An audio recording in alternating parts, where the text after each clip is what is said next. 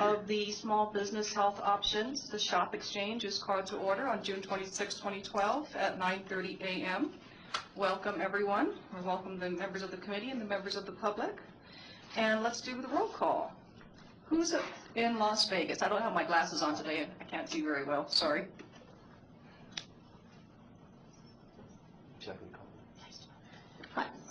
Okay, so Ms. Clark. Present. Dr. Coates. Absent. Ms. Ross. Present. Ms. Taylor. Present. Mr. Wright. Present. Vice Chair Dr. Ford. Present. And Madam Chair. Present. And we have a quorum. Mr. Hager, do we have any announcements today?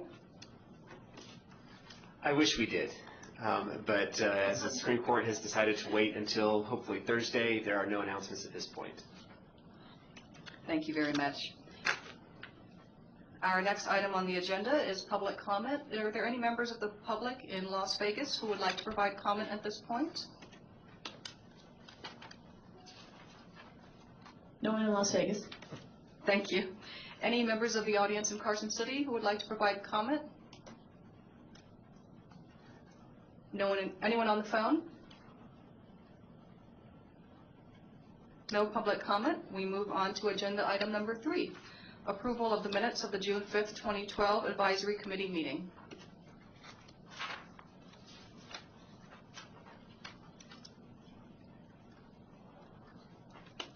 And Madam Chair, if you'll recall, the only action that was taken was to approve the minutes for the previous 2 meetings on March 21st and March 30th.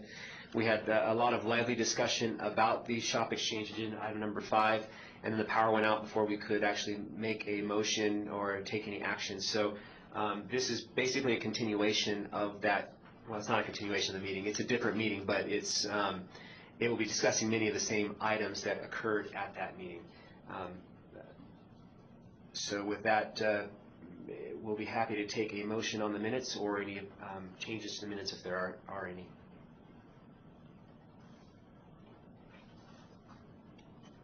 Any changes to the minutes? None in Carson? Any in Las Vegas? The only item I noted was Mr. Wright and Ms. Taylor were located in Las Vegas versus Carson City.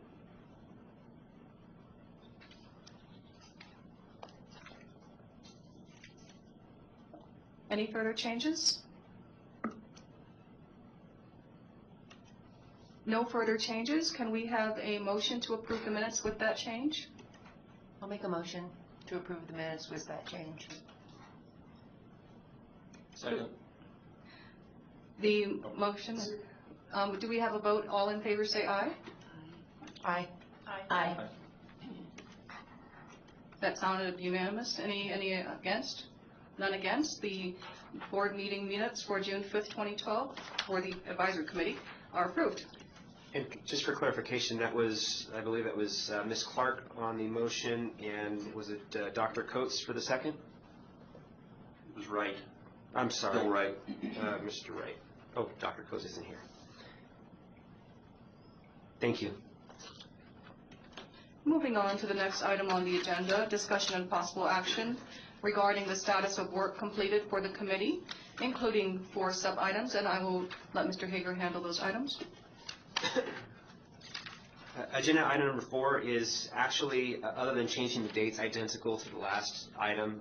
So I'm not going to go through that unless the committee would like me to clarify any specific items on here.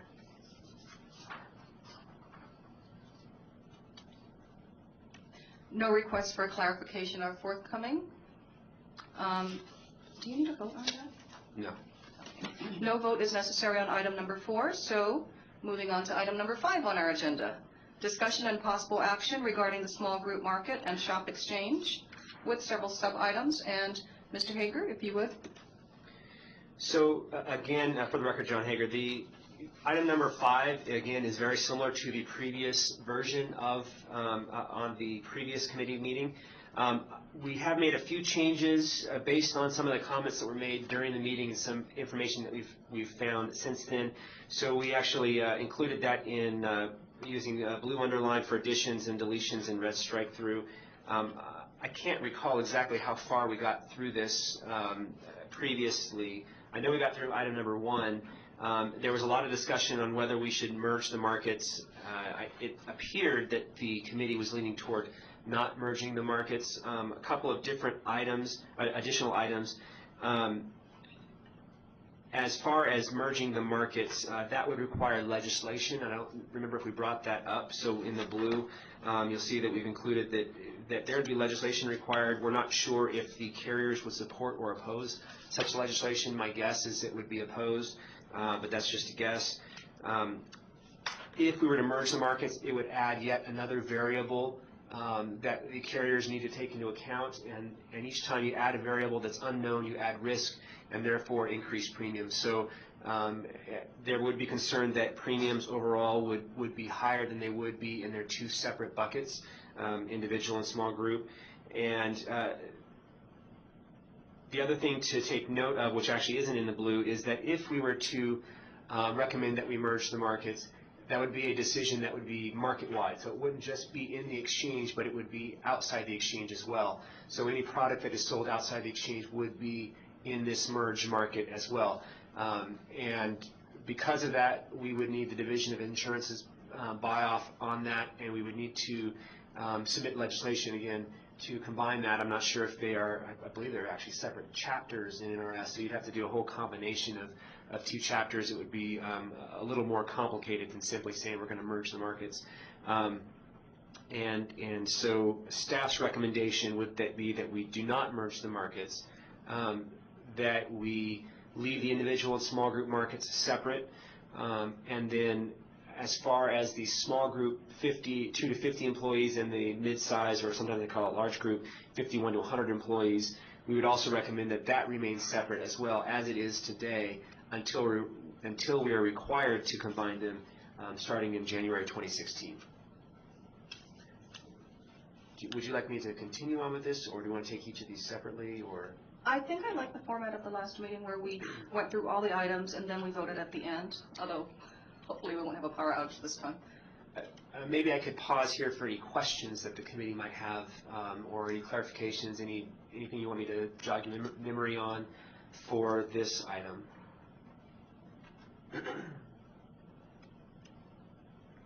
Any questions in Las Vegas?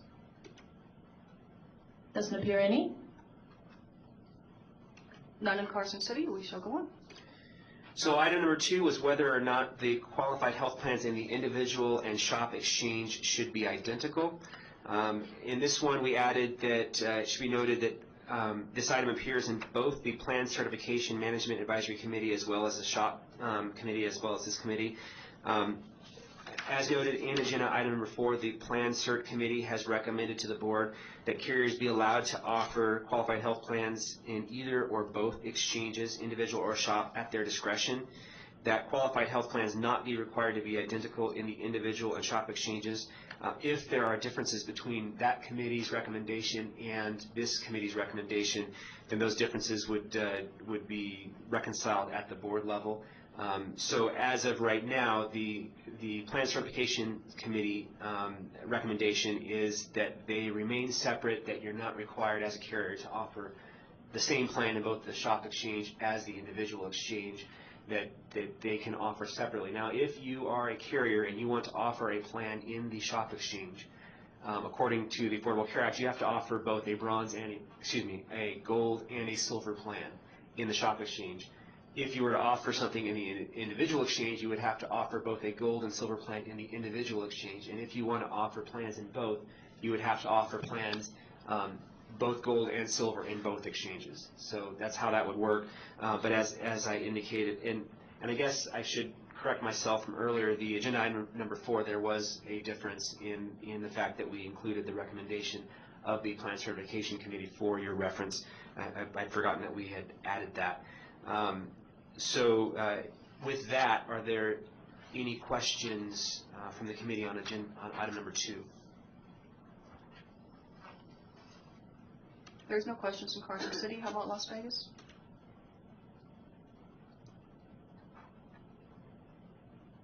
No questions. Let's move on to item number 3.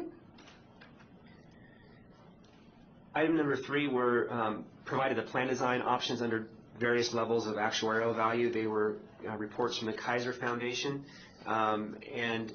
If you'll recall, we provided the report simply to show the committee what the potential deductible levels were at the bronze and silver level.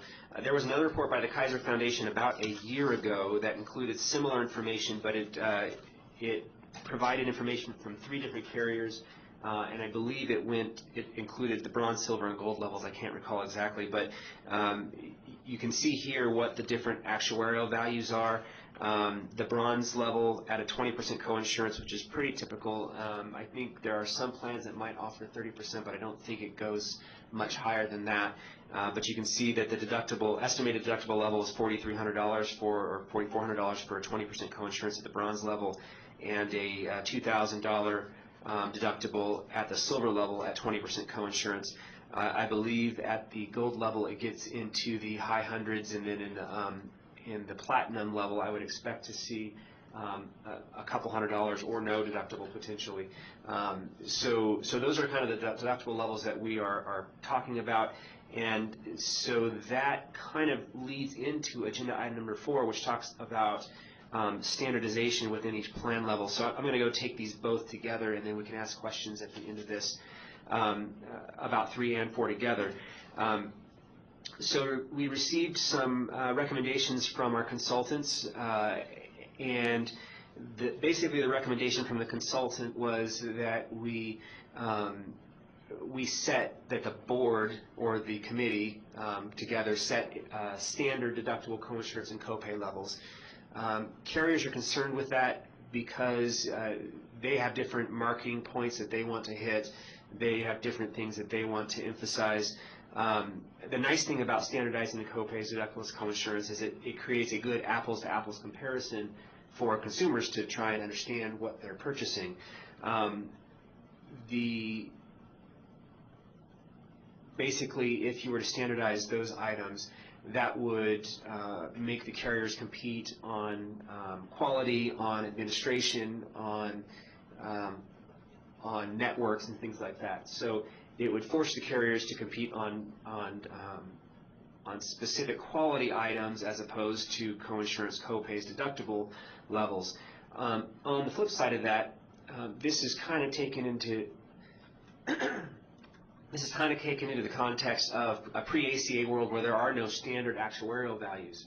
The idea of the actuarial values is it lets states, it requires some level of standardization between the various plans that are offered on the exchange, so it's easier to compare. It allows the state the flexibility to determine what is right for the state, so it doesn't set a specific deductible coinsurance copay level, but does kind of guide that discussion process. I would be concerned that if we were to set specific coinsurance copay deductible levels, that we may not get the kind of participation in the exchange from the carriers that we would hope to get. I believe in our discussion of the strategic plan with the board this last meeting, we discussed getting 3 or 4 qualified health plans on the exchange. I would be concerned that we would have difficulty getting that if we set specific deductible levels. I'm not sure if they'd want to play. I could be wrong. In any event, the Plan Certification and Advisory Committee discussed it, and they indicated that they don't want to set standards for qualified health plans other than those provided by the Affordable Care Act. So basically, go with a limited regulatory approach. Let's see how it goes over the next few years, and then determine later on if it makes sense to go ahead and do that. I also think that the standardization is for a more mature exchange that has been in operation for a couple of years, that has found issues with their current process. And while we'd like to take lessons from those other exchanges, we don't know where all of this is going to fall out beginning in 2014. So again, do less right now is kind of the philosophy that we've been heading toward.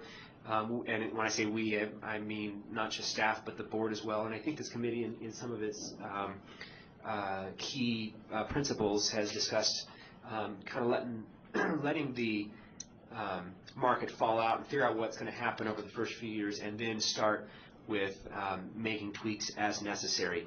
Now, the decision by the Plan Certification Committee to not set any additional cost-sharing standards does not mean that this committee couldn't do that for the shop exchange separate from the individual exchange. So in this case, I would say a decision that is different from the Plan Certification Committee is a separate recommendation for the shop committee only, not for the individual. It does not conflict with the Plan Certification's recommendation. So the shop committee could decide to standardize those levels. And let's see, I thought there was something going backwards here. So on the bottom of page 5, you see the added language: the above methodology or a similar standardization methodology is important for exchanges in today's pre-ACA regulatory environment. As the attached Kaiser Foundation report indicates, qualified health plans with large differences in co-insurance could have drastically different deductible amounts, further supporting the above methodology. However, co-insurance typically does not vary significantly between plans. I think most of them, again, are at the 20% level. You might see a couple at 25% and a few at 30%. We struck the sentence about the committee moving forward its recommendation to the Plan Certification and Management Advisory Committee. They've already taken action on this item, at least for the individual exchange. So with that, staff's recommendation is to allow carriers to create shop qualified health plans that meet the requirements of the Affordable Care Act, that the exchange not impose any additional cost sharing requirements on qualified health plans. Hi, John. I've got a question for the consultant, if they're on the phone. Are they on the phone?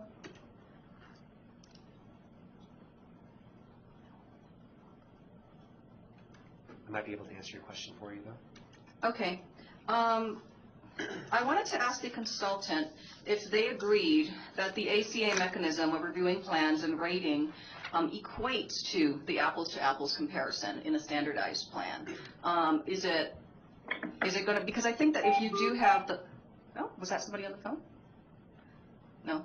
If you don't have the standardized plan, from the standpoint, I've been purchasing insurance for a long time. For somebody who hasn't done it before, it might be a little bit confusing.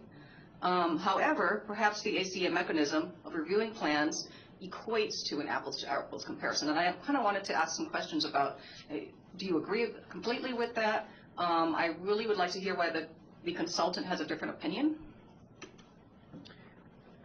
So obviously I can't speak for the consultant. I would say that the actuarial value method gives us a red delicious compared to a Tokyo apple comparison. They are apples to apples as far as the average cost to the individual. So the idea of the actuarial value, if you're at a silver level, it's 70% actuarial value, and I believe it's within a small margin. So basically it's the same. So on average, every person on the silver level will, on average, pay 30% of the cost of coverage. So that 70% is reflected in the premiums, in the 80% of the premiums that are paid for that are paid to the insurer, plus the administrative expenses. So of that 30%, you need to keep in mind that the average person doesn't, or the median person, I should say, the middle person, the 50th percentile person, will probably be a lot lower than the average, because that average, that 70% is skewed because of those people that are on the high end of the claim. So the catastrophic events will make the carrier pay a lot more for claims on average because of those few catastrophic events. So on average, like I said, when you take the entire population together, it's going to be 30% of those claims are paid for by the participant and 70% are paid for by the carrier. But that's not necessarily the median person, and so there will be some adjustments. They're going to use a standardized data set that's provided by the feds. So theoretically, the plan designs would end up being the same, and the only thing that would be different are the premiums. But where there's different flavors of Apple is one group could put a 25% coinsurance and have a deductible that's $200 lower than the person with a 20% coinsurance and a different deductible. So on average, yes, they're apples to apples comparison, but there will be some decision making by the consumer to decide, well, do they want to take that in deductible or in coinsurance or copays. The other thing to keep in mind is that the mechanism to purchase the insurance, our web portal, will have a cost calculator, a cost sharing calculator, so that you put in your guesses on how many doctor visits and do you have surgery coming up, stuff like that, and you can kind of get an idea on average what your cost sharing would be based on the various plans that you select. So it's not a matter of simply saying, all right, well, this is 70%, and here's the deductible levels, and here's the premiums, and you have to decide, what it is. You could actually put in a number of doctor visits and maybe a surgery or something, and pick different plans, and it will show you different costs. So the consumer actually has the ability to see that. It does become more complicated than simply having a standard deductible and coinsurance level.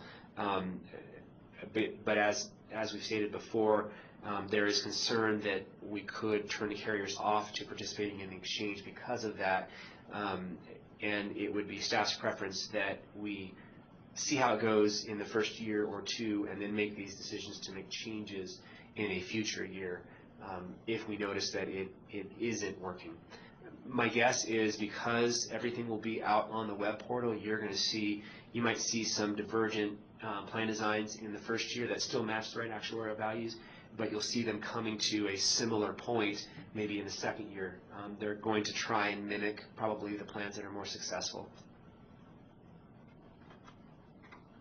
Could I just also make a statement? This is Valerie Clark. I think one of the things that, in my experience, and I am not an actuary, but I agree with what you're talking about, John, because the actuarial value is a great initial tool for comparison, but what can make a carrier really shine in the marketplace or not is the way they package their benefits and design their plans. And we've seen some great creativity in the marketplace from the carriers, and I would definitely not want to see that go away.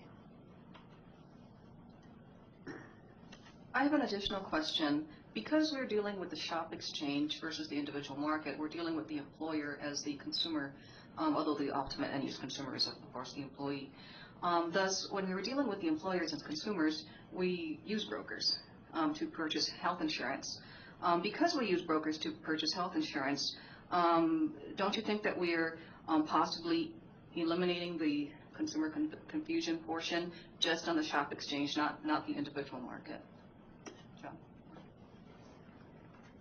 I think Ms. Clark would be better suited to answer that question because she is a broker. But yes, I think any time that you can use a knowledgeable professional to help you make those decisions, it does eliminate a portion of that confusion. I would agree with that. Valerie Clark, for the record. Do we have any more questions on this point?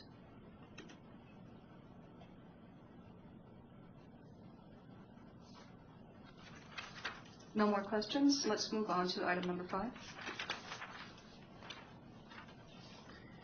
For the record, John Hager. So probably the most difficult decision I think this committee has to make today is the employer purchasing model and employer choice, or employee choice.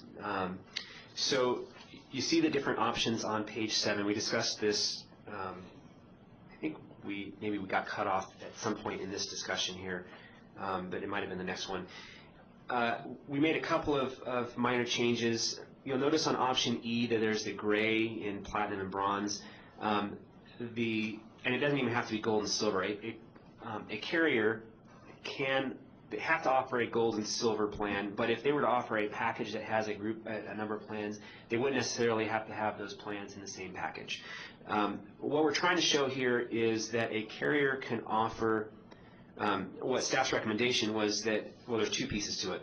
First of all, that we allow the carriers to go with option B, so that they basically, any silver plan that's offered by a carrier, if the carrier designates it as a plan that they would like to compete on an open metal tier basis, would be in this option. So it's up to the carrier to decide whether they want a specific plan to be part of a package or a part of several packages, or to compete in the open metal tier, or to have a combination of those items. So they would designate each plan as either an open metal tier plan or a package plan, a part of package A or package B, or both, or all of those items.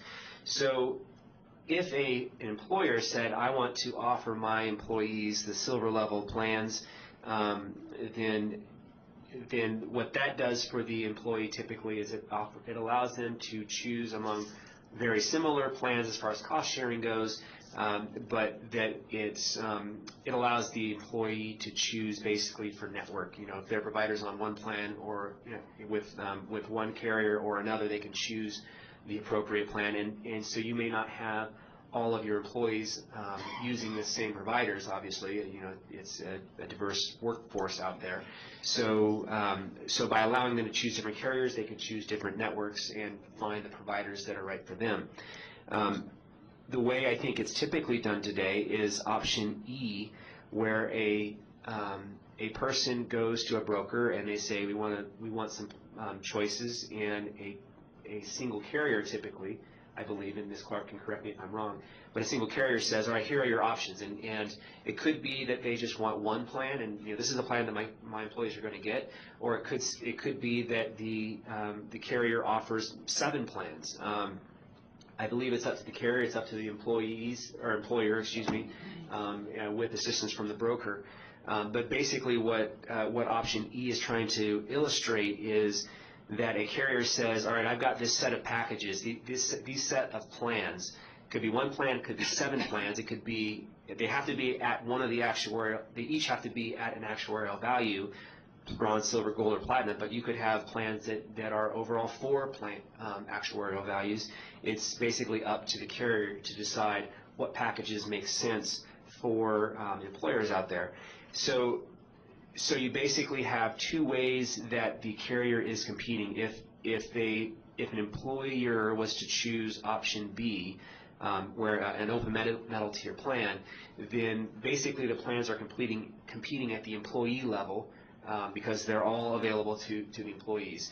And if the employer chooses the option E idea, where it's a package for a carrier, then basically the carrier is competing at the employer level.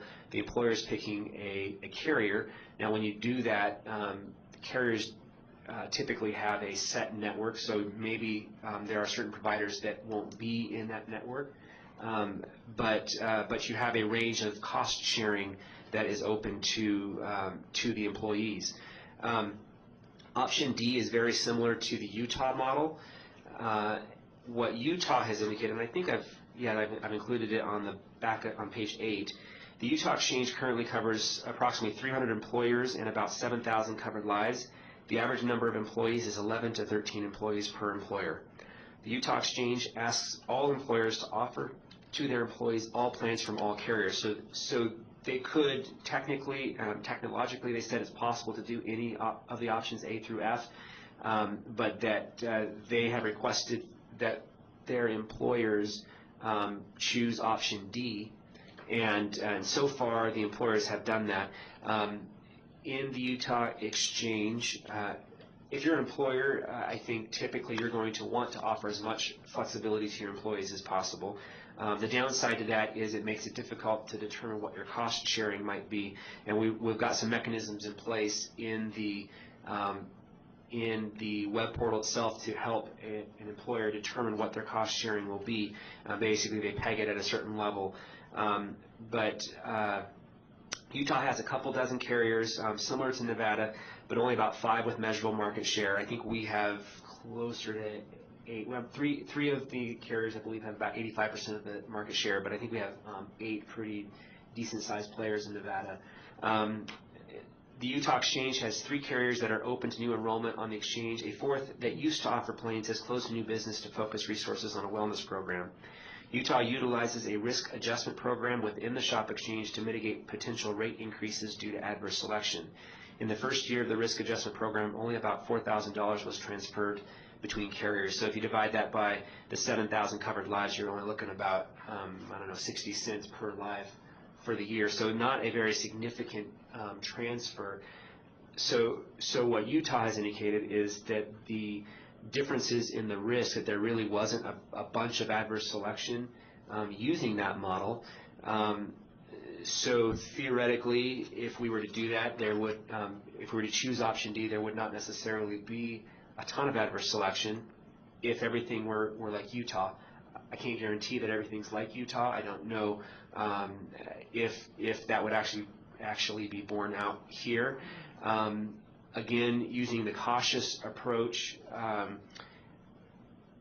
staff would recommend that we choose option E, which is 1 carrier, 1 package. We've also offered an additional option F, which is a carrier partnership with 1 package.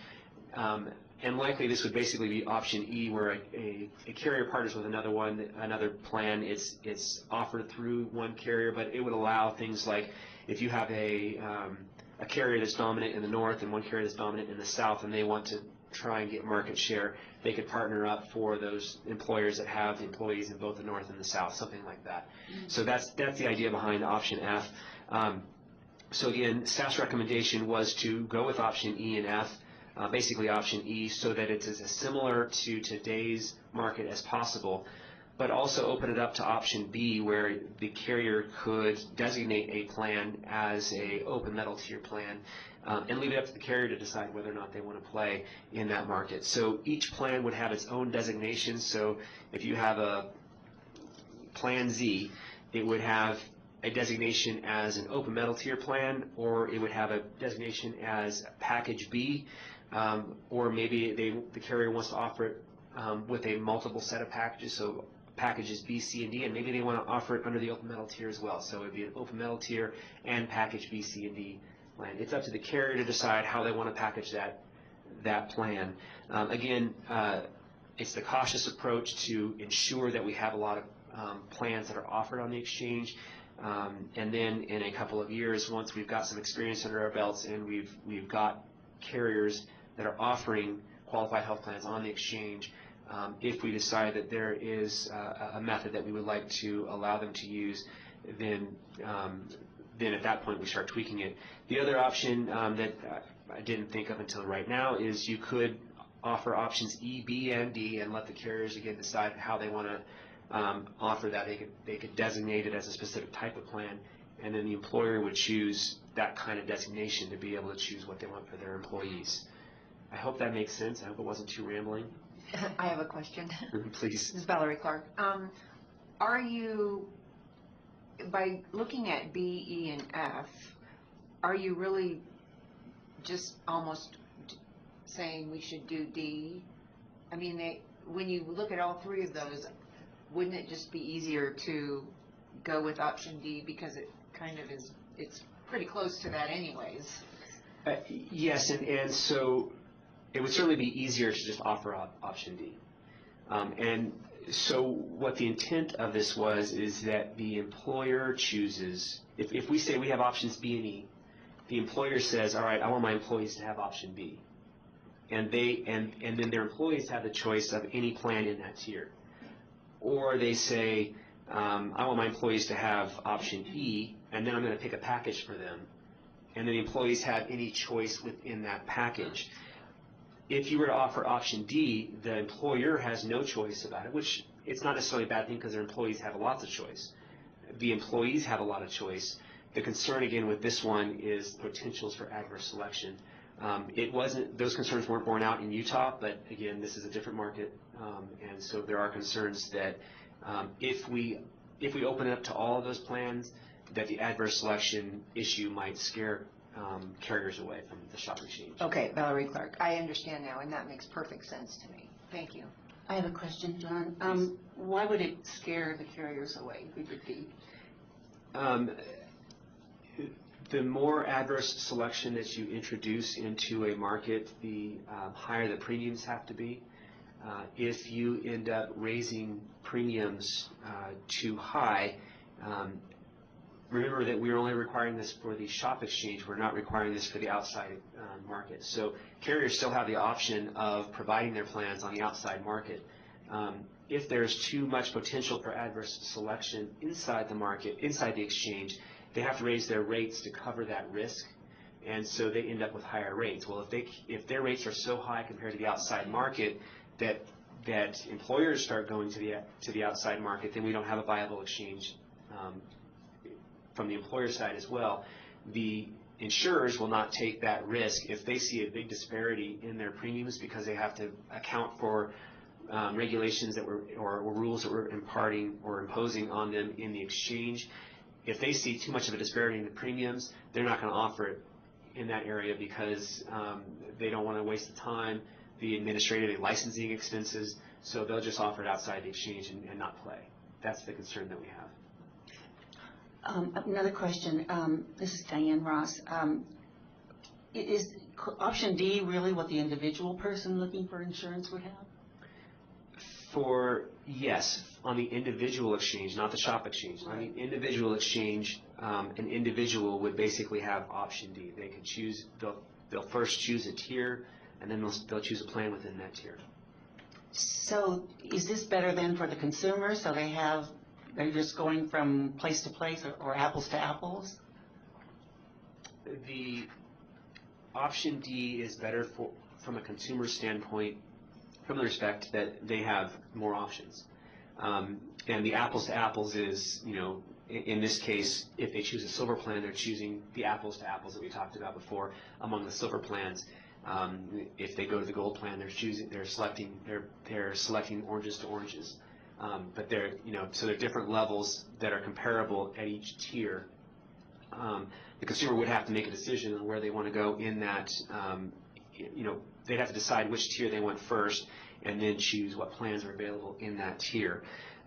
So the idea is each of these options A through F, these are the employer has a bunch of different options that they can choose, but they would choose a set of options, and this is what the employees would see based on what they would choose. So again, if the employer were to choose an open metal tier, they could say, I want all my employees to have a gold level plan, and so it would be option B. But the employees would see all the plans that are in the gold level tier rather than the silver.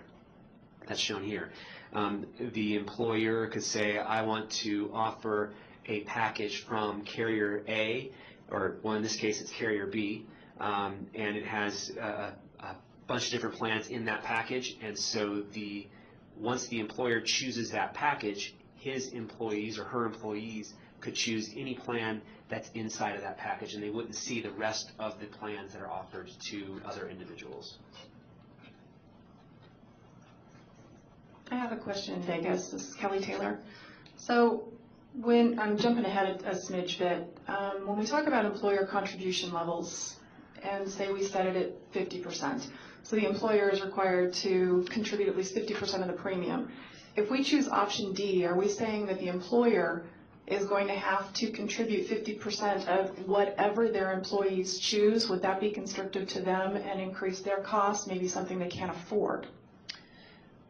So the requirement is that we set a contribution level based on a base plan that's offered to those employees, and you can choose whichever the employer could choose a base plan, or we could choose a base plan depending on how we do that.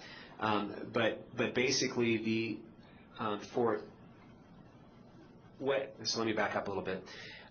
When an employer is going to sign up for insurance on the exchange, they're going to provide us basically a spreadsheet that says these are all my employees, these are their ages, their smoking status, if they have any dependents they're going to cover. That goes into our system, and it may not even have a dependents. That dependent might be something that the employee chooses, but it'll have at least it'll have their ages, their smoking status, and where they live, because those are the three things that you can underwrite for. That goes into our system, and based on that information, the web portal will basically say, all right, if you choose 50% at the silver level, at the lowest cost silver plan, then 50% for all the employees is this total dollar amount. And if your employees if you're going to choose a plan, say like option D or option E even, if you're going to choose, say, option E, we're going to set 50% of the silver plan, and if your employees want to buy up, that extra cost is on them. Okay. So there's a couple of things that happen with that. The increase in value for going from a silver plan to a gold plan, the employee is benefiting from buying that higher amount. So for instance, if they go from silver to gold, their deductible will drop, say, $1,000. The employee is going to benefit from that drop in deductible, but to do that, they have to pay for that. So it's basically a one-to-one cost to the employee. If you were to say 50% across the board, so 50% for silver and 50% for gold, the employees would theoretically choose the higher plans because for the most part, not always, but for the most part, the value is better to the employee because they get the entire benefit of that $1,000 drop in deductible cost sharing, but they only have to pay 50% of the increase in the premium. So part of it creates adverse selection if we didn't set that. The other issue is it creates some discrimination between. Got to remember how this argument goes, but. A healthier person will likely choose a lower level plan, and an unhealthy person will likely choose a higher level plan. So it creates some issues there. So basically the idea is if going to item number 7, and this is as good a place as any to talk about it, if we were to choose option B, then we would have to say, all right, we're going to need to choose a contribution level that is 50% of one of the plans in the silver tier, and whether that's 50% of the lowest plan or 50% of the middle plan, however you want to do that, that would not prevent the employer from deciding that they want to choose 75% or 90% cost sharing or 100% if they want to. But it would be a lower. The idea of the contribution rate is it protects the carrier from an individual who decides to purchase cover on the employer's plan versus deciding to get their own coverage somewhere else.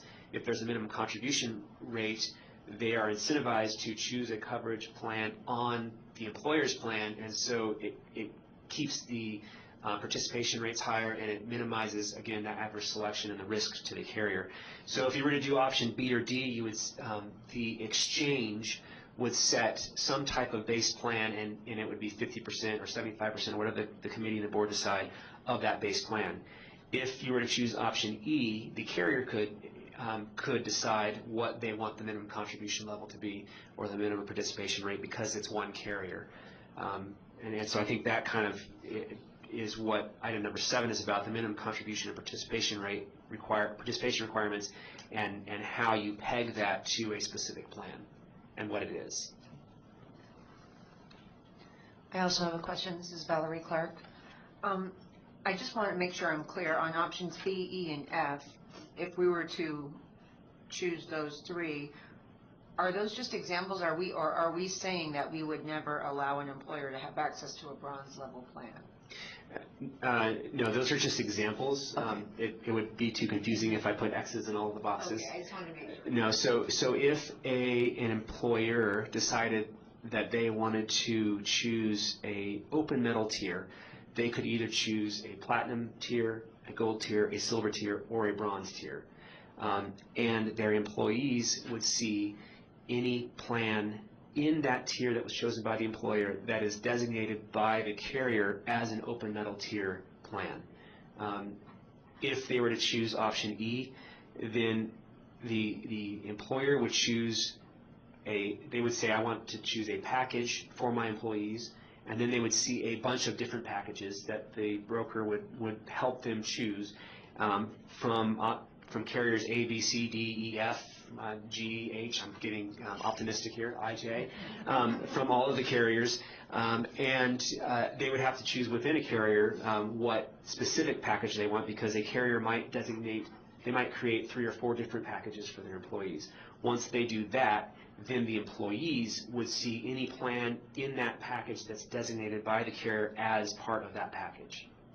Okay, Valerie Clark, so the employer could potentially choose a bronze and a silver package in the option E scenario. Correct. Okay, that's all I needed clarification on. I have a question, John. As employees move from job to job, would an option D allow them to keep their same plan by giving them all carriers, all plans, thus promoting continuity of care? Yes. Again, in today's market, if a person moves from one job to another and they want to continue with their employer's coverage, they would need to, if they want to be covered under their employer, they would move from their previous employer's coverage to their new employer's coverage, and that happens today all the time. If they wanted to make sure that they had continuity of care because of a specific issue going on, they could maintain COBRA for a period of time. Typically, it's 18 months unless you have some other issues. But so you could maintain your employer's coverage under COBRA, and it would be unsubsidized. The other option, if the new employer's coverage is not minimum essential affordable coverage, then you could go to the individual exchange, but of course the employer would end up incurring a penalty. The other thing to keep in mind is if a person goes from an employer that has less than 50 employees and they're on the exchange, and then they go to an employer that's not on the exchange, you're going to have an issue then.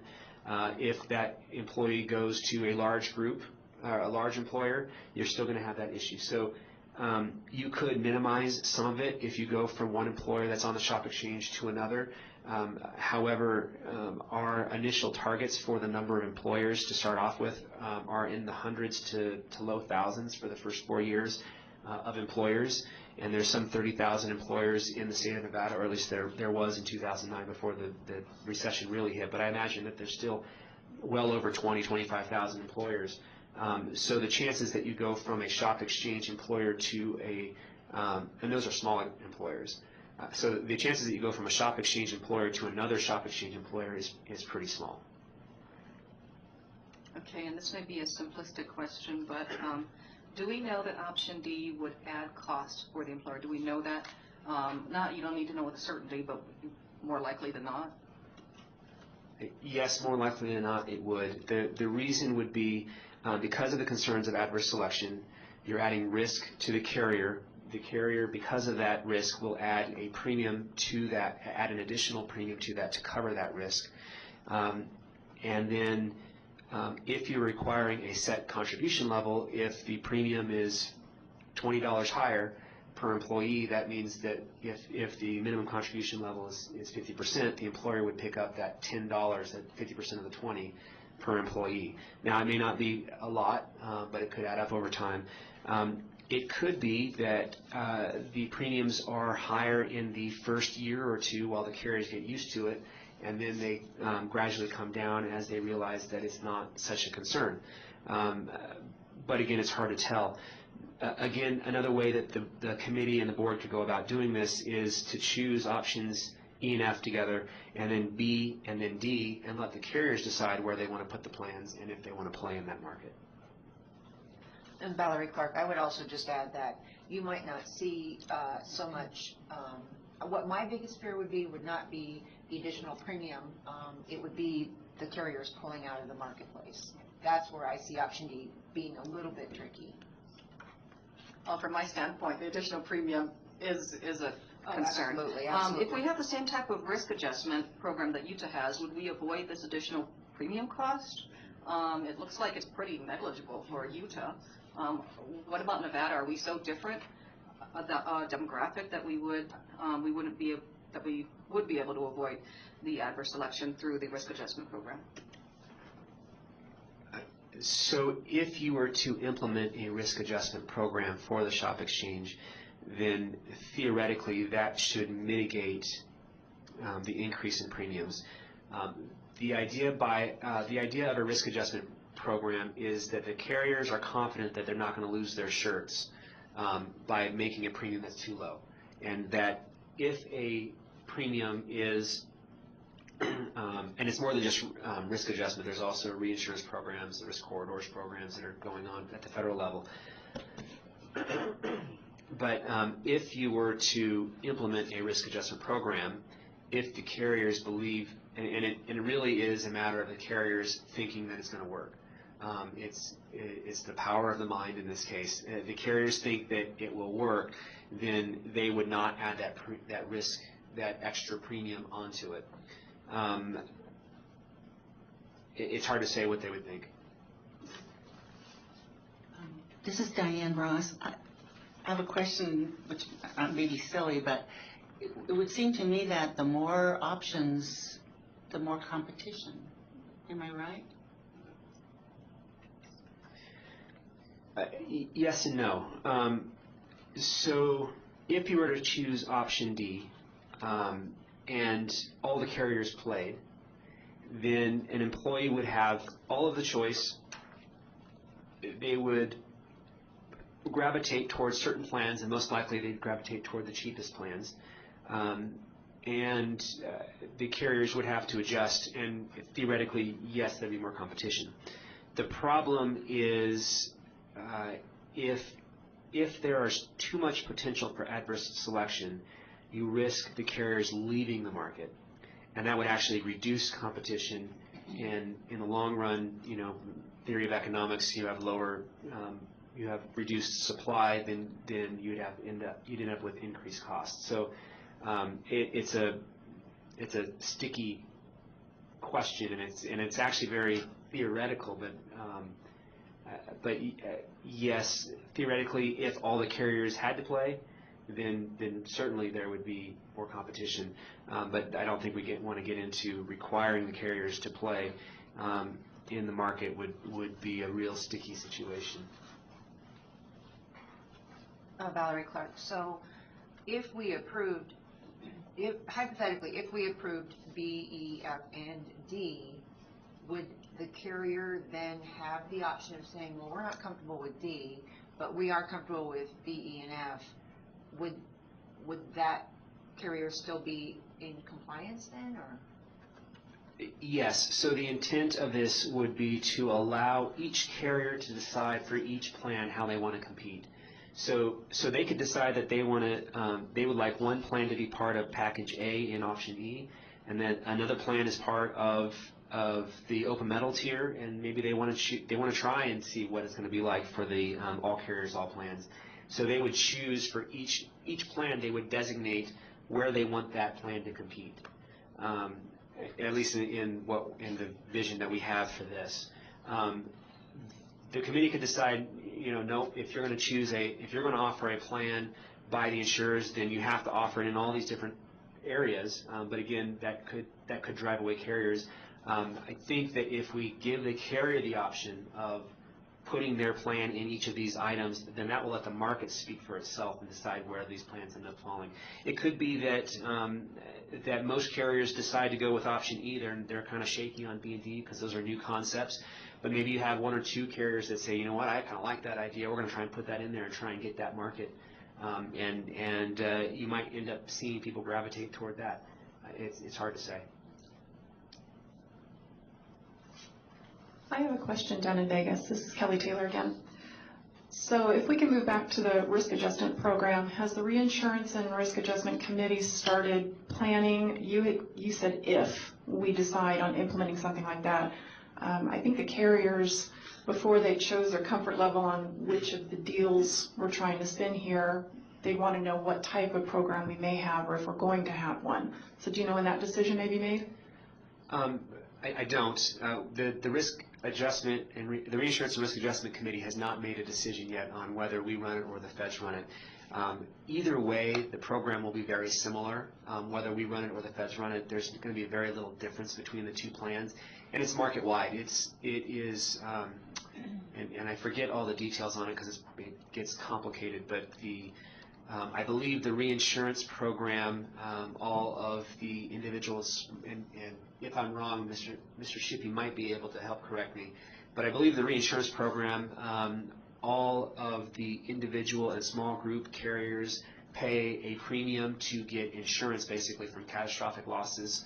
And then on the risk adjustment program, I think, or maybe that's all, maybe the risk adjustment is just small group and individual, and the reinsurance is paid for by all plans throughout the market to stabilize the individual market. I don't remember exactly how it works. The idea, what Utah has done is a risk adjustment program just within the shop exchange. So the Reinsurance and Risk Adjustment Committee are creating making decisions on a market-wide program. And maybe, Mr. Shibby, do you recall, I know you're not the actuary over at DOI, but do you recall which groups benefit from the reinsurance program and which groups benefit from the risk adjustment program? Do you remember?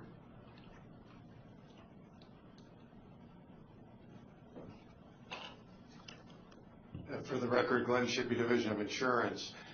My recollection may not be much more accurate than yours. This wasn't an area that I followed closely. But I do believe that you are effectively correct, that the reinsurance program is for the benefit within the individual and small group market. The funding of that is market-wide, however, for the establishment of it. Risk adjustment would also be individual and small group. And the money that's moved in with risk adjustment would be to mitigate, as Mr. Hager pointed out, adverse selection. The reinsurance program allows carriers to purchase reinsurance to take action to further mitigate risk. I don't know if that helps or not, but Annette James is the division expert on these areas, and she's not here presently.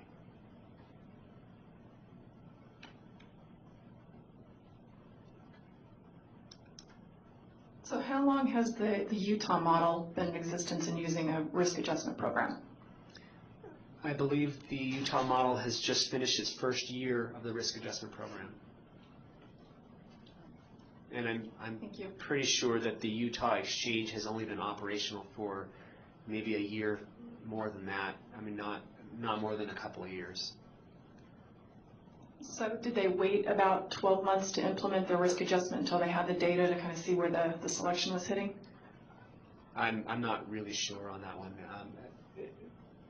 I don't know. I think they waited. I don't know if they waited to. I don't know if it was a result of waiting to see what the data was. I think it might have been a result of we don't have enough carriers in here. We want to do something to mitigate the risk to get more carriers in here.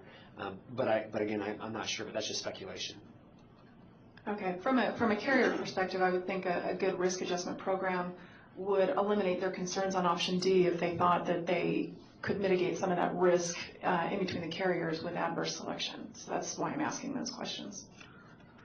Absolutely, and the reinsurance and risk adjustment programs that are set up that are required by the Affordable Care Act would impact this.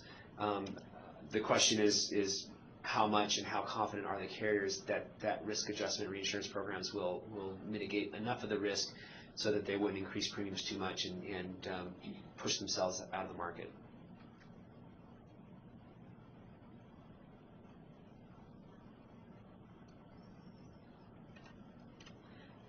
Do we have any more questions on this point or concerns from the committee? I just have one concern. I'm sorry, it's coming from Las Vegas. If we chose option E as a package, I know right now we're worried about who's located in the state of Nevada. So when we have a small employer that may have remote or telecommuting employees in another state, how does that work for those employees they're trying to cover? Do they need to enter a whole separate state exchange? Because some of the carriers that would enter into an option E may be regional and not have national coverage.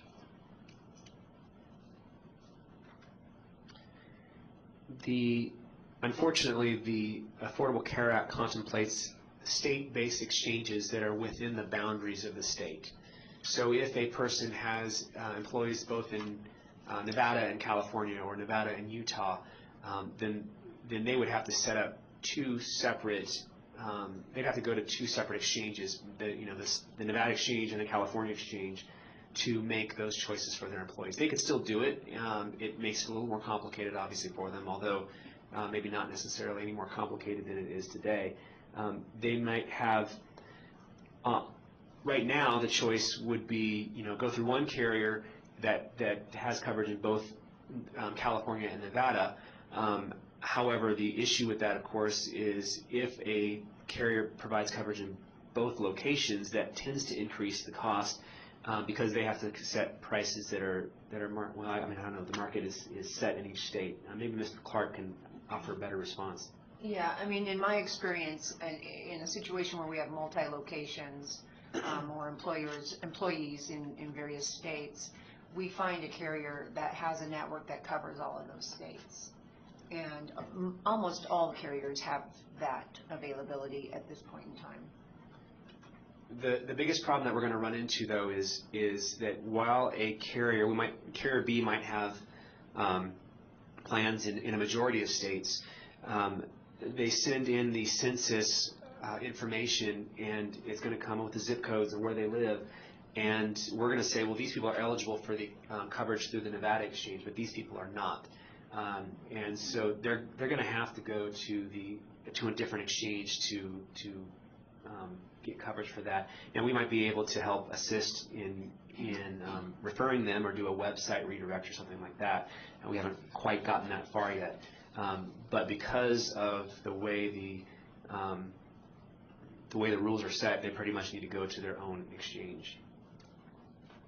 Okay, Valerie Clark. So, just as an example, say someone is with Anthem and they are on the exchange. Anthem operates in California, but we go to Anthem California exchange and then Anthem Nevada exchange if we have those two locations to deal with. Right, and yes, you go to the Nevada exchange, and the employer could choose the Anthem package in Nevada, and then they go to the California exchange for their California employees, but we don't know how California is going to set up their exchange, and so they could choose option D and basically be wide open. That's up to California. So it makes it complicated when it goes across state lines. We have to focus on the employees in the state of Nevada. Okay, thank you. When you do go across state lines, is option E the only option where there is the concern that you'll have to go to more than one shop? Because for an employer, it may seem like it's a little hassle, but if I deal with insurance, I just want to deal with it once. I don't want to have to deal with it. It's like, how many exchanges do I have to go to? So is option E the only one where there's this concern, or is it through all the options? It would be all the options. Keep in mind that all the plans that we offer on the exchange have to serve Nevada. They don't have to serve anywhere else. They will likely serve other places. Most of them have national networks, especially if you're going to travel. So while the issue is where the person lives, that you have to choose a plan that is available to that zip code, basically that county. They could still go to travel to California, go to Disneyland, and break their leg and get service in their out-of-state network. So there's it doesn't mean that you don't have coverage out of state. It simply means that to get coverage for a person that lives in California, you have to go to the California exchange. The other option is that if an employer just wants to deal with one group, they go to a broker and purchase a coverage option that is not in the exchange. That happens today. You can still do that. You don't have to go to the exchange. The other item that's of concern is plan design. So if you've got somebody with a resident in Massachusetts, even currently today under today's market, if you don't have a plan design where you're situs and it doesn't match the qualified plan of Massachusetts, those members are taxed. They're penalized for that difference.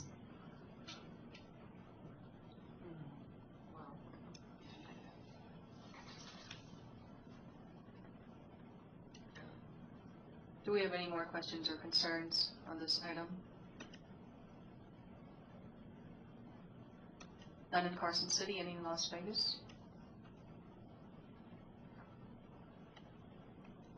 None in Las Vegas? Let's move on to the next item. So item number 7 we touched on a bit, the contribution and participation requirements. Staff's recommendation was that if we were to choose a package, a one carrier, one package approach, that the carrier would be allowed to designate their minimum participation and contribution rates, and we just leave it up to the carrier. And that's basically how the market is today. If you were to choose option B or D or both, for each of those options, the committee and the board are going to need to peg the minimum contribution rate. Number one, we're going to have to set a minimum participation and contribution rate, and I think these numbers are correct. Ms. Clark can correct me if I'm wrong, but I believe typically a minimum participation rate is around 75%, and the minimum contribution rate for employers is around 50%. Valerie Clark, yes, 50% of the lowest priced plan, 75% of the eligible employees, meaning those who have no other form of coverage. So to make this work, what the exchange would basically do is get a census of all eligible employees for the exchange. The employer would tell the employees, here you go, go at it. There'd be some kind of a notice sent to the employees from the exchange, this is what you can choose, and here's your employer ID of whatever kind of ID that we assign them. They go and they see the options, whatever option that employer chose, and they would choose a plan and enroll in the plan. As long as they had 75% participation, then everything is fine.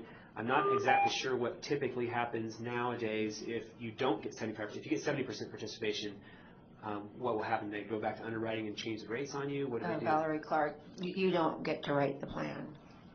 So then you'd have to go shop again. Well, it's not an issue of shopping so much as you need to get that 75% or you cannot get the plan off the ground.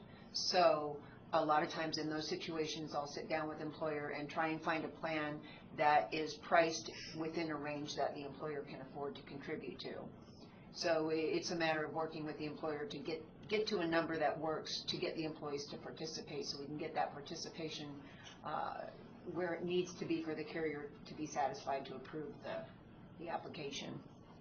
And then the contribution rate, I believe, is around 50% for the minimum. 50% of the lowest priced plan. In a dual or a triple option plan design, where we have more than one plan, we usually make it 50% of the lowest priced plan. Or if there's just one plan option, then it's 50% of that number. And that 50% is of the employee's costs. Valerie Clark, not yes. The dependents. The employee cost.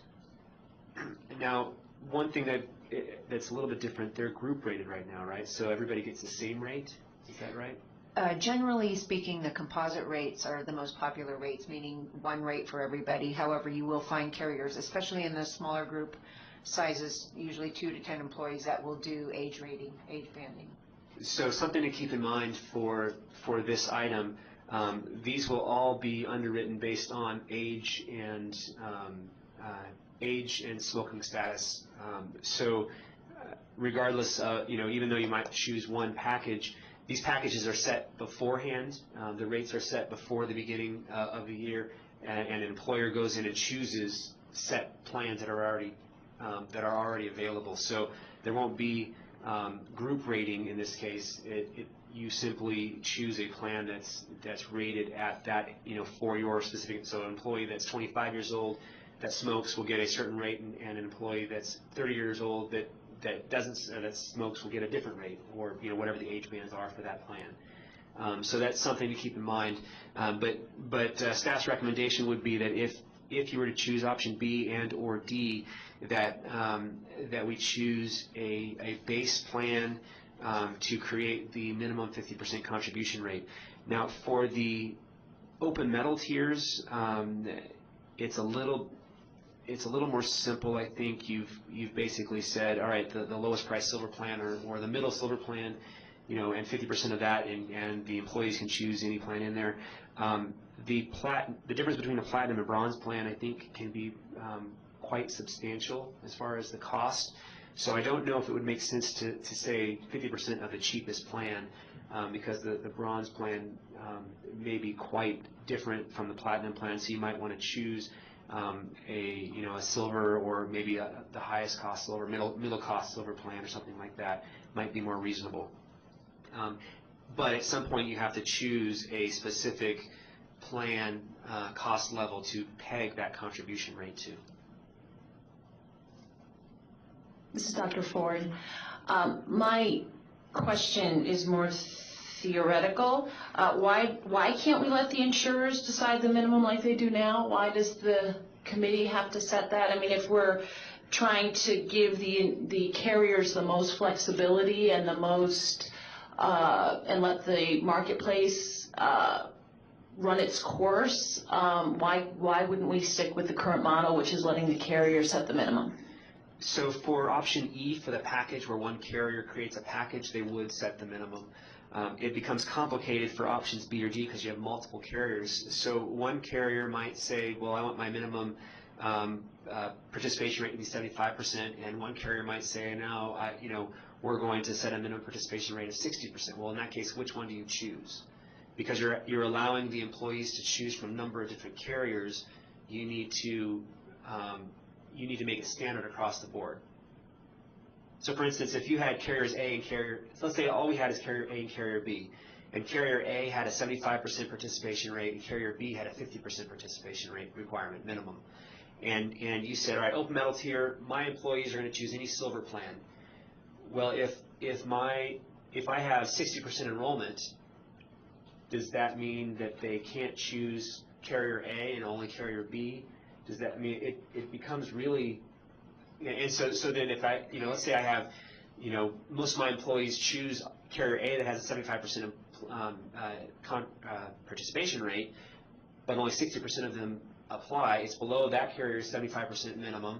It's above carrier B's 50% minimum. Does that mean that carrier A doesn't play and it moves everybody to carrier B? It just becomes really messy if we don't set a standard participation and contribution rate across the board if we're going to give them the option of multiple carriers. Again, option E, where the carrier decides how they want to package one plan, it would be up to the carrier to decide what their participation and contribution rates are. John, because Utah's going with option D, do we know what they're doing as regards minimum contribution and participation rates? I don't remember exactly. I think they're setting a standard rate, but I don't know what that rate would be.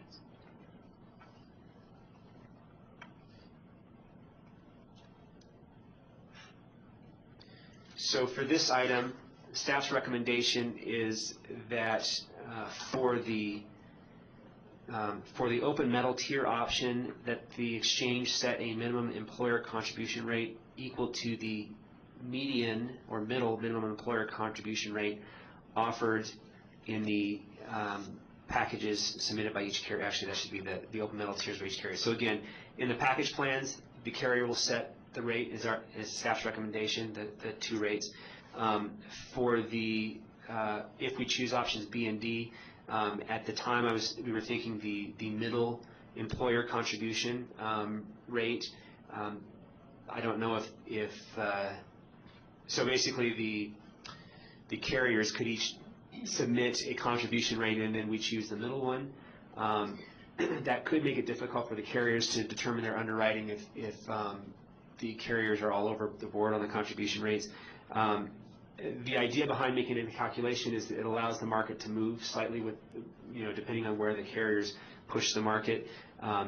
However, the first year, it might be something that we do, based on the current year. So, we can't do anything for the first year, so we have to set a rate, and then if we get a group of carriers all say, okay, these are the different contribution rates, we pick the middle one and say that's what the contribution rate is going to be for the next year.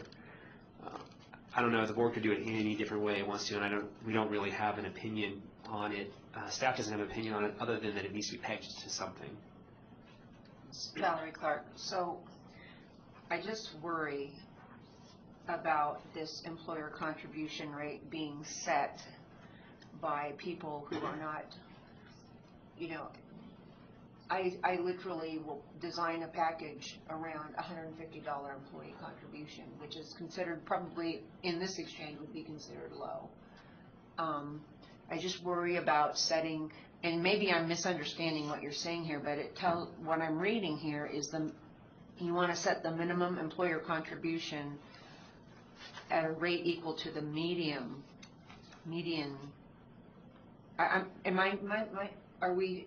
Am I misunderstanding what you're saying? I don't think so. So this recommendation was there were two assumptions. Number one, we were thinking that the committee would choose option B, where they choose a metal tier, first of all, and then second of all, that rather than set a set amount, 50% or 75% or 30% or whatever that is, that we let the carriers come up with, here are the various contribution rates that we're saying is the minimum, and then we make a calculation to determine which one of those we'll choose across the board. So the idea was, we don't feel comfortable setting a set contribution rate or participation rate. The carriers need to be able to do that, but I'm not sure if you get the carriers in a room that they'll be able to set one contribution and participation rate, that we have to use all of their submissions as an example and pick one of those somehow. And if we make it a calculation, that would, be a standard way to do it in the future. We can always change it in the future.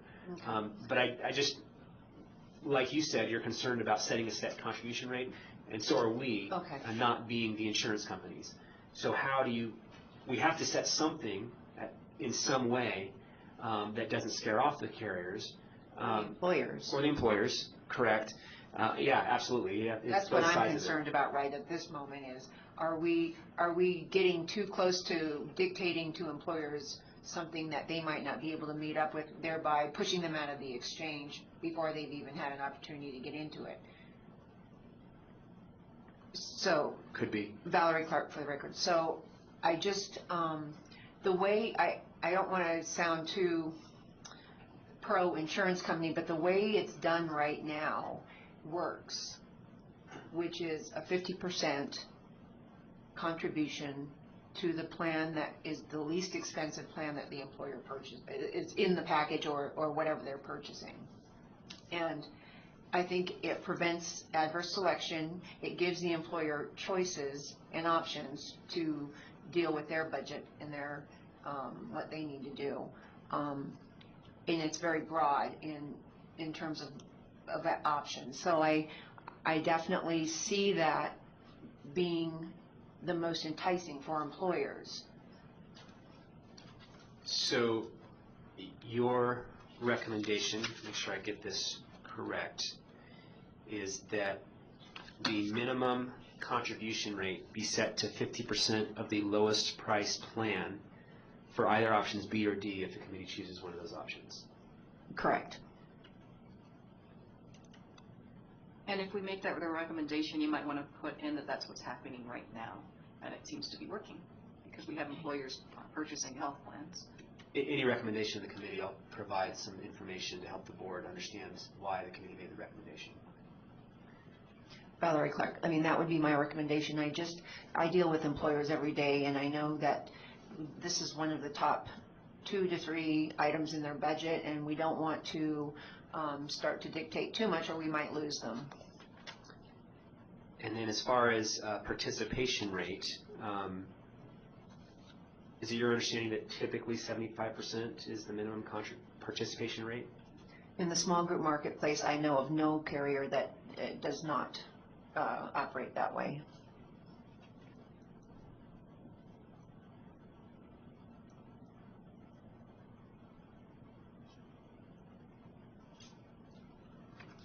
This is Diane Ross. Could you explain a little bit more about the 75% participation rate?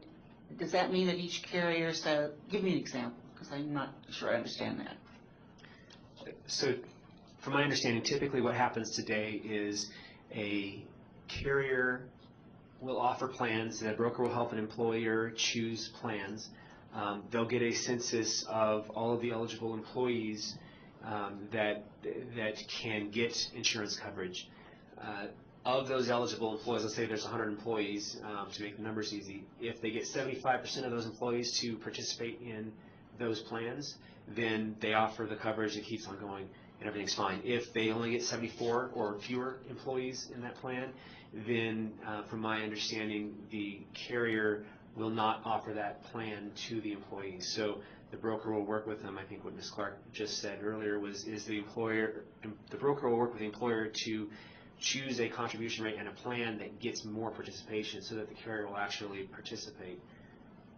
Then I guess I don't understand Plan D, because I thought that was, the employee got to pick.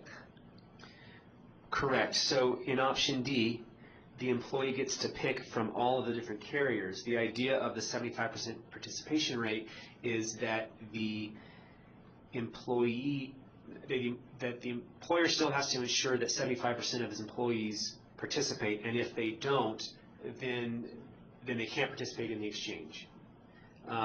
So that protects the carriers from adverse selection, because theoretically the plan that they have is not a good enough value to the employees to choose it. They go choose somewhere else. The only ones that are going to choose those plans are the ones that potentially are sick. Theoretically, it adds cost, and the rates don't work for the employer. It's a little bit different here because the rates are going to be set in advance. You're not going to get the group rating. It's a group rating as a whole, but it's not group rating on individual employers. So it's a little bit different. But again, the idea of that is we don't want all the sick people coming to the shop exchange. We want all the people to come to the shop exchange, sick and well. And so the idea is, if you encourage the employers, require the employers to have at least 75% of their employees choose a plan, and they don't have to all choose.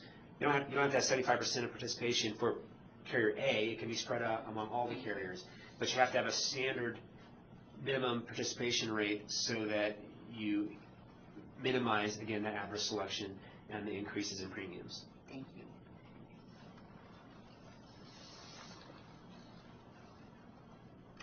Do we have any more comments or questions on item number 7 in Carson City? None in Carson City. Any in Las Vegas? No. Okay. So, all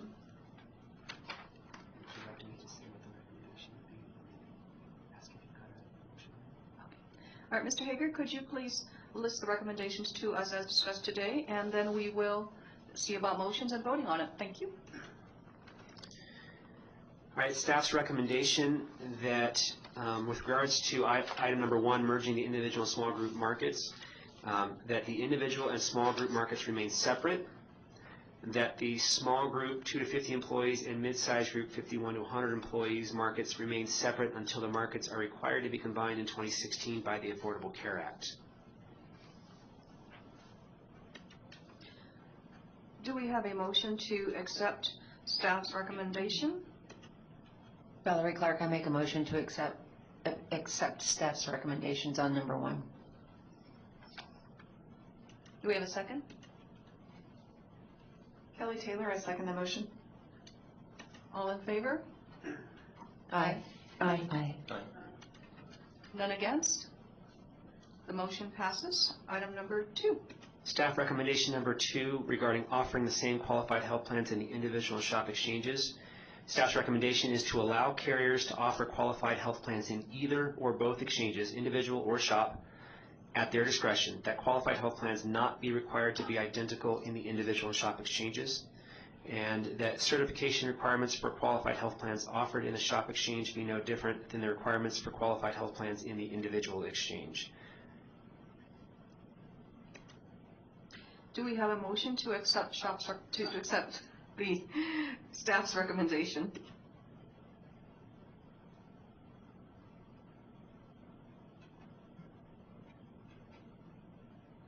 I move to accept the staff's recommendation. This is Dr. Ford on item 2. Valerie Clark, I second that motion. All in favor, say aye. Aye. Aye. Any against? The motion passes. Item number 3. There was no recommendation from item number 3. That was simply a review of the plan design options. Item number 4 is regarding standardization of plan design benefits. The recommendation of staff is to allow carriers to create shop qualified health plans that meet the requirements of the Affordable Care Act, that the exchange not impose any additional cost sharing requirements on qualified health plans.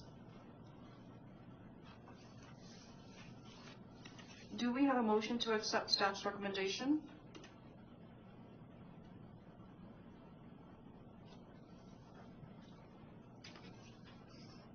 I would make a motion to approve. Do we have a second? Kelly Taylor, I second. All in favor, say aye. Aye. Aye. And for the record, that motion was made by Ms. Clark. Any against? None against, the motion passes. Item number 5. Item number 5 is regarding recommending to the board that it adopt the following purchasing model. That the exchange adopt employee options B, open metal tier option, E, the package option, and F, the package option for partner carriers. And E and F are kind of combined. The carriers can designate a qualified health plan as an open metal tier qualified health plan, a package qualified health plan, or both.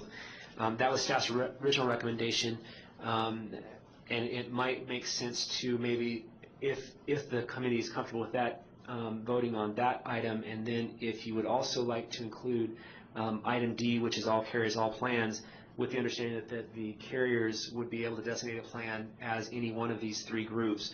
Again, options E and F are combined, that it's one carrier or a carrier partnership with one package. Option B is the open metal tier option, and option D is basically the open exchange option. That is up to the committee to decide how it wants to recommend to the board.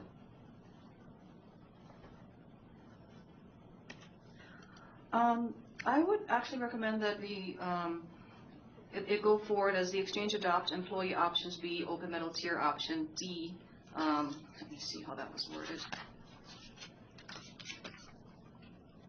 All carriers, all plans. E, package option, and F, package option for partner carriers.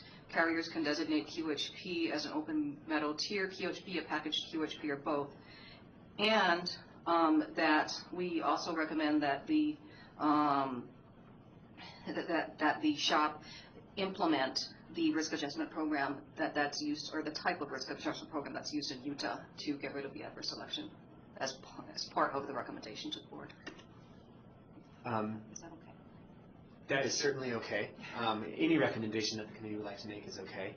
I think, though, that I would prefer to go forward with everything except for the risk adjustment program, and let us get back to you with more information on the risk adjustment program. So we don't have a problem. I don't think there'll be an issue from any of the carriers having the option to do E and F, B, or D, or all 3 of those. And that so by simply making the motion to do those options, it still allows the carrier to make the choice, and then we can also go back and look at what a risk adjustment program might look like for the shop exchange, or if it's even necessary given the risk adjustment and reinsurance programs that are offered market-wide. And by offering the choice of all 4, we also promote the consumer choice and continuity of care issues that we were discussing. So, This is Dr. Ford. At this point in time, I don't think we can vote on this issue. I don't think we have a consensus among the committee members. So I would humbly ask that we defer this vote until we have more information from risk and we have more time to have a consensus. I don't think we have a consensus. Could I ask maybe what the individuals on the committee would like us to, other than looking at the risk adjustment program, is there a preference among various committee members on which options we should focus on, so that when we come back for the next committee meeting that we'd have a better idea of where to, how to design this and provide options to the committee that the committee is comfortable with?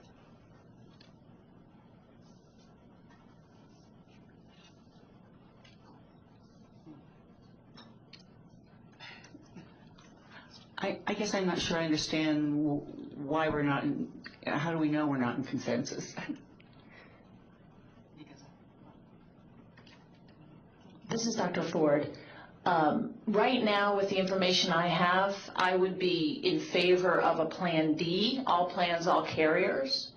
So I don't know where everyone else is, but it sounds like other people are voting for other things. So that's I just don't think we have a consensus.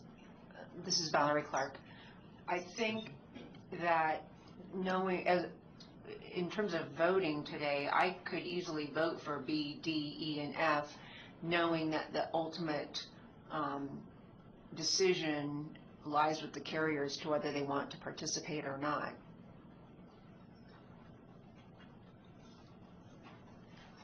This is Marie Kerr. I would also go with B, D, E, or F because it creates the most choice for the both the persons who are in the market who are offering the plans and the consumers, assuming that those plans are offered. And it doesn't make sense that they wouldn't offer plans that consumers would want to buy.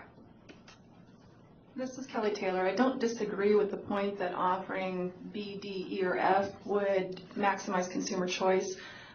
My heartburn at the moment, or why I'm holding back, is I'm really concerned about the risk adjustment program, and I'd like to see more about that, because that is going to affect B, D, and F on whether or not carriers are going to want to participate in those three different options. I would agree that that's a very good point, and maybe we should, because we should get more information. Maybe we should have the consultant on the phone to talk with us about this, and whether or not it should be included in the recommendation, because I think that may be the main thing. I don't know, Valerie, it would be the main thing that would really affect the carriers. Absolutely. I mean, Valerie Clark, I would defer to any insurance carrier on this. I agree. We can bring this back at the next committee meeting.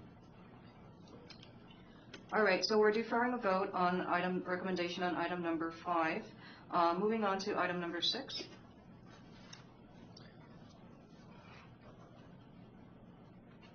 I guess we completely skipped over item number 6 in the discussion. I think we talked about it though at the previous meeting, perhaps.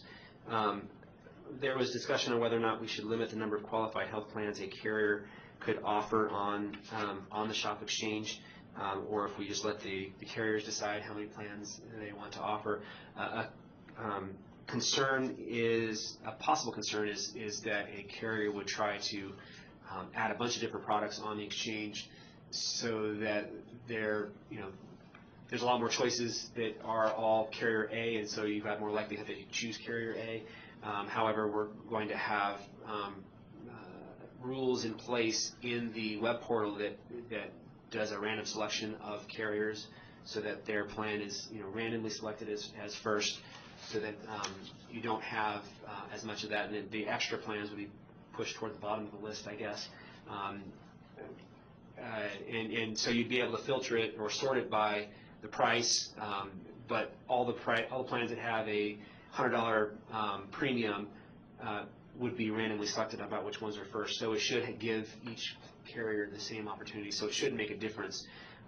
Number one, it shouldn't make a difference if there are too many plans that are offered by a single carrier.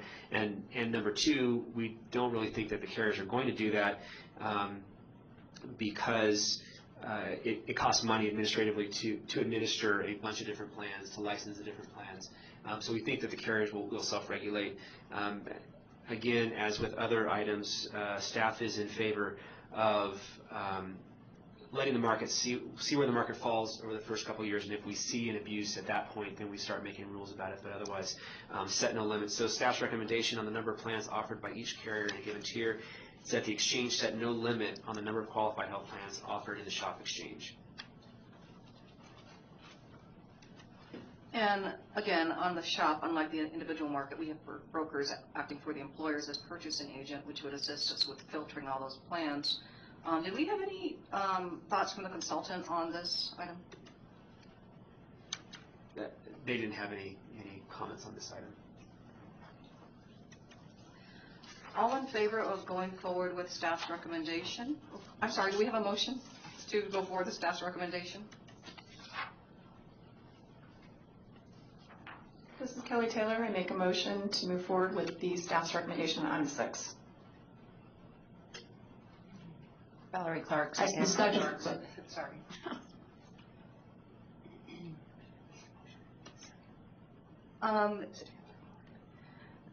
I understand it was Ms. Taylor that made the motion and Ms. Clark that made the second? Correct. All right, all in favor say aye. Aye. Aye. Aye. Any against? None against? The motion passes. Item number 7. And for item number 7, I think that we should defer that one until we make a decision on item number 5. All right. Ms. Dr. Ford, I agree. No motion is necessary. We have deferred item number 7. Moving on to the next item on our agenda, item number 6, Roman numeral 6, discussion of future meeting agendas. Mr. Hager?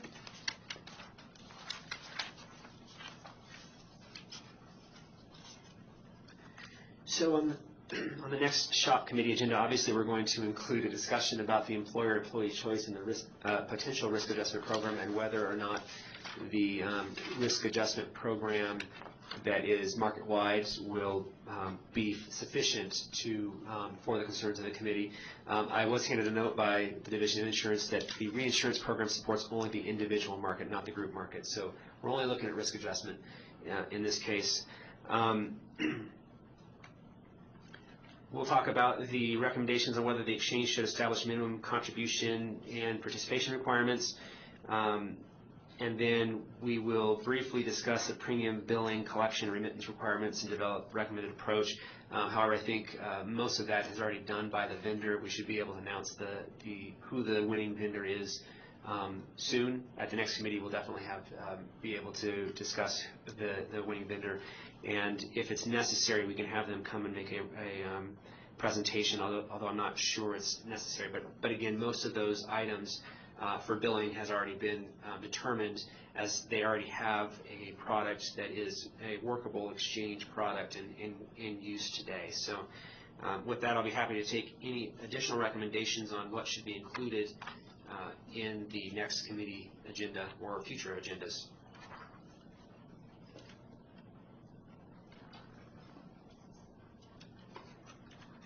Any recommendations in Carson City? This is Diane Ross. I just need some clarification on on page 5 of the recommendations on the types of standardization. Are these part of the essential benefits?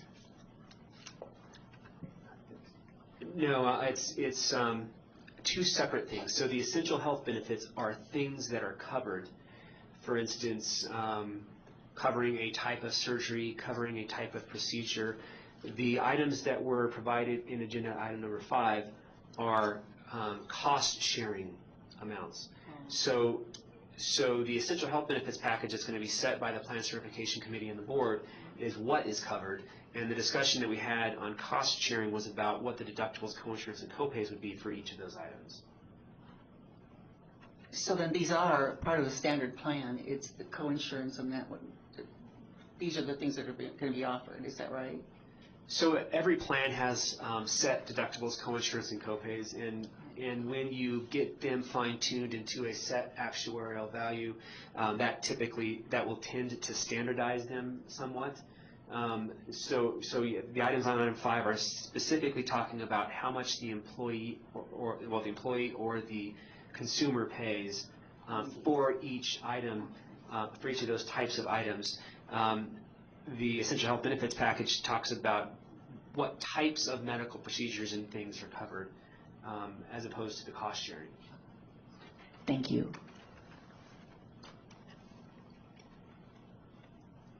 Any questions or comments regarding Roman numeral number 6 in Las Vegas? None. Moving on to item number 7, opening up the floor to public comment. Are there any members of the public who would like to provide comment in Carson City? No one has approached in Carson City. Are there any members of the public who would like to provide comment in Las Vegas? There doesn't appear to be any. I'm sorry. Anyone on the phone who would like to provide public comment? No public comment from the phone. Moving on to Roman numeral number 8, this meeting is adjourned. So can I have a question for you? I noticed that the essential benefits